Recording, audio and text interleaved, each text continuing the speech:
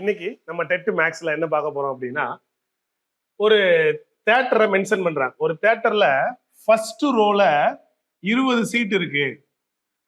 அதுக்கடுத்து வர ஒவ்வொரு ரோலையும் ரெண்டு ரெண்டு சீட்டு கூடிக்கிட்டே போகுது.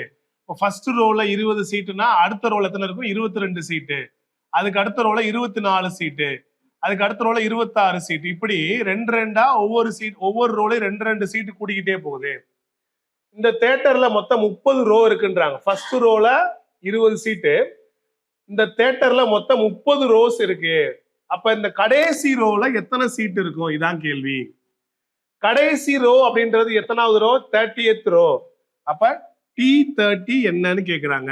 இது ஒரு ஏபி சீக்வன்ஸ் தான். அதாவது ஃபர்ஸ்ட் ரோல 20 சீட்டு, இதுக்கு அடுத்த ரோல 22 சீட்டு, இதுக்கு அடுத்த ரோல 24 சீட்டு, எடுத்து 26, இப்படி போய்கிட்டே இருக்கு.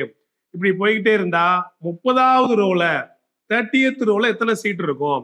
அப்ப TN அப்படின்னா என்ன formula? A plus N minus 1 into D. நம்ம பார்க்க போறது 30வது ரோல எத்தனை சீட்டு?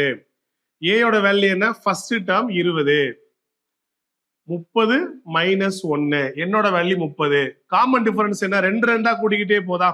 அப்ப காமன் டிஃபரன்ஸ் 2. 20 30ல 1 போச்சுன்னா 29 இன்ட்டு 2. 20 பிளஸ் 29 இன்ட்டு 2 எவ்வளவு ஆச்சு? 58. 58 பிளஸ் 20 78. அப்ப அந்த தியேட்டர்ல உள்ள லாஸ்ட் ரோல எத்தனை சீட் இருக்கும்? 78 சீட் இருக்கும். ஃபர்ஸ்ட் ரோல 20, அடுத்த ரோல 2 கூடி இருக்கு, 22, 24, இப்படி போய்கிட்டே இருந்தா அந்த தியேட்டர்ல உள்ள 30வது ரோல லாஸ்ட் ரோல எத்தனை சீட் இருக்கு? 78 சீட் இருக்கு. Okay, thank you.